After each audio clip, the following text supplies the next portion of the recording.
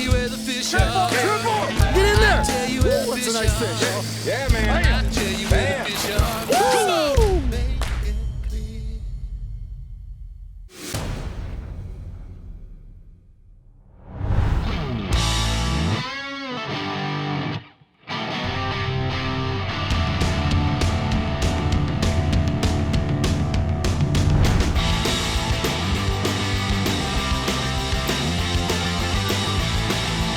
Hey everybody, Chris Schaefer with Pautzke Outdoors coming to you today from the Oregon and Washington border. It's the first time we've been in the Columbia River, which is one of the most popular areas to fish in all of the Northwest.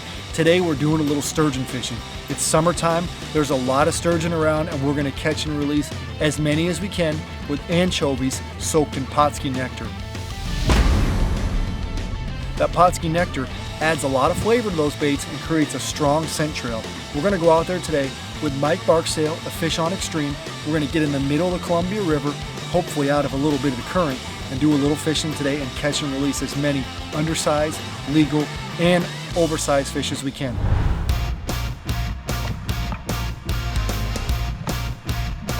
We're basically on the Columbia River, which borders Oregon and Washington. We're basically right at the ocean. We're approximately 2.5 hours away from Portland, about 110 miles. We get a lot of people that vacation here. Typically a lot of people from Montana, Idaho, Colorado as well. And then of course we get some international clients as well that have an opportunity to come out here for this world-class sturgeon fishery.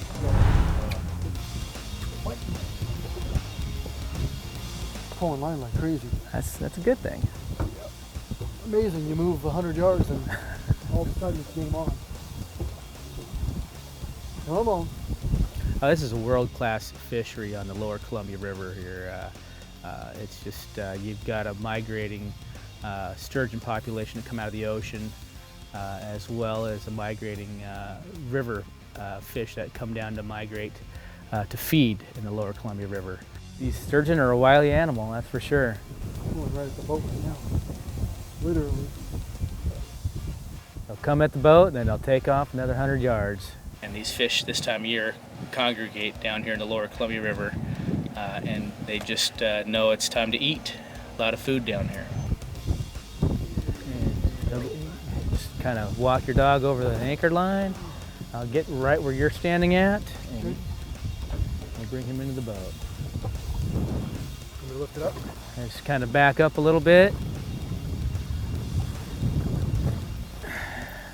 Look at that awesome hook set. He wasn't going nowhere.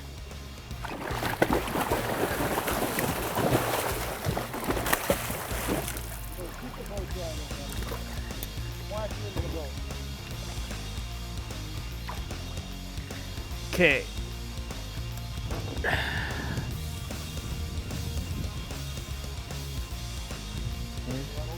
Yep. So we've got a dandy 42-inch sturgeon here, caught on the Pautzke's Nectar. And great class of fish here, very hardy, very fat. As you can see, they're eating well. And we're getting ready to turn him loose and go catch some more. With this particular fishery down here, we're fishing lighter gear, more of a salmon type of setup, where we're fishing a rod. I'm fishing actually a Tikka rod, 15 to 50, with their 248 C-line line counter reel. You want some good line. I use a braid. I'm using Suffix braid at a 50-pound test. So it definitely holds up to the wear and tear of these fish. We're hooking these fish on the Eagle Claw trocar hook, using the size 3/0 to 4/0 typically. And then baits, today we were using anchovies. We have a nice flush of anchovy that come in and out of the river, so these fish are feeding on these bait fish.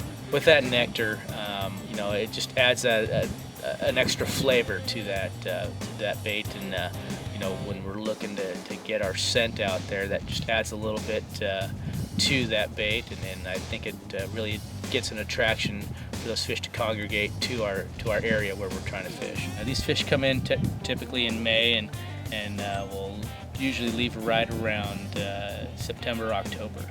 basically, after years of fishing it, there are certain key areas that fish very well, but the fish move through here looking for feed. So at any given point, you can find fish most anywhere, depending on the tide. Predominantly you want some water movement, so an incoming tide or an outgoing tide is typically the best time to fish these fish. Slack tide, there's no water movement, so your scent's not tracking out there to the fish. The wind definitely can play a key, how the boat is positioned and the wave movement. You want these baits nice and still on the bottom, and then the wind can blow you around and make things a little bit tough. But if you get the right tides and the right conditions, fishing can be phenomenal. Nice fish on right there, hopefully. Maybe?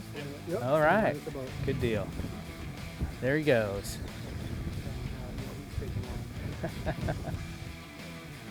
And these fish, coming out of the salt and in the brackish water, it's like they're on steroids. They're eating well, they're fat, they're big, anywhere from 36 inches all the way up to 10, 12 feet long.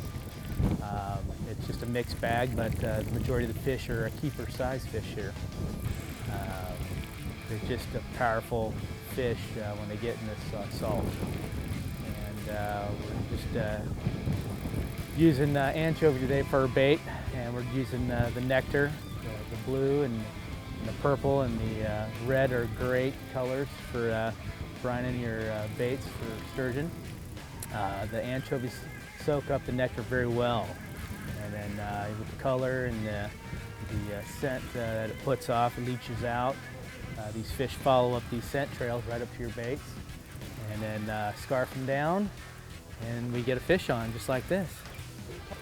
And that's a prime example. Lower Columbia River sturgeon. You can see how fat those bellies are right there. That right there is probably about a 45-inch fish, right in the middle of the keeper class. Just a healthy, fat fish right there. They've been eating well. We're going to bring this guy in and unhook him safely.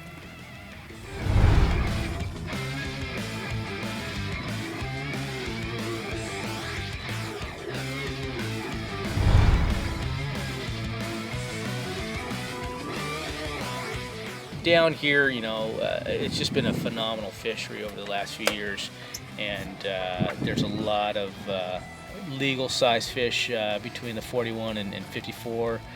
We've seen a lot more oversized activity down here. We get a fair amount of sublegals, or under 41 inches. But down here, the population and the food, these fish just eat, and they get big, and they get fat, and they fight really well.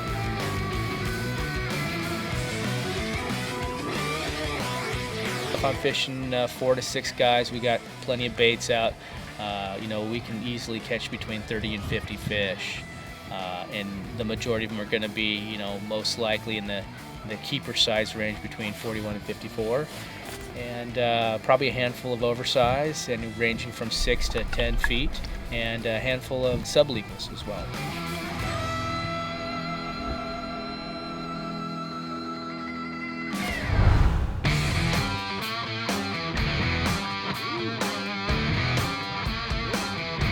Fishing inside what we call the estuary, or in the lower Columbia River, just inside the ocean. Most days we can operate. We, may not be able to get into a spot that we want to fish due to wind conditions. Wind really is a big factor down here when we're fishing sturgeon. You want this boat to be sitting pretty still as best as possible. So that's important. But most likely, in the summer, it's pretty rare to get weathered out. We can find a place to hide somewhere where there's some fish at.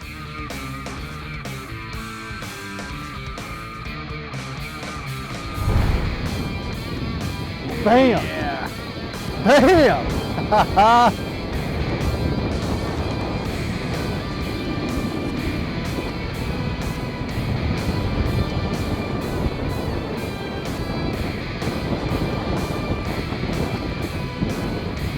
gonna probably have to go underneath that anchor up there.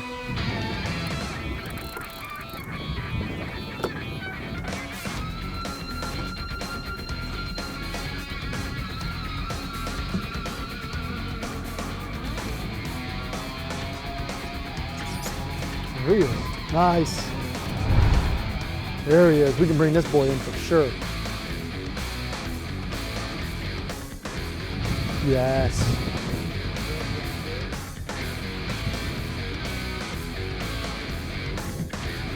Yeah, he's got a tag. Who tags it? All right, we got a nice double on the boat here. Dandy fish here, which has actually been tagged. So this fish right behind me here has been caught by the Fish and Game Department. They do a count on them, and they can track the fish on their migration and their size and all that, and their growth rate, and that's kind of how they track them. Let's go ahead and get these back in the water, and we'll just toss them back in and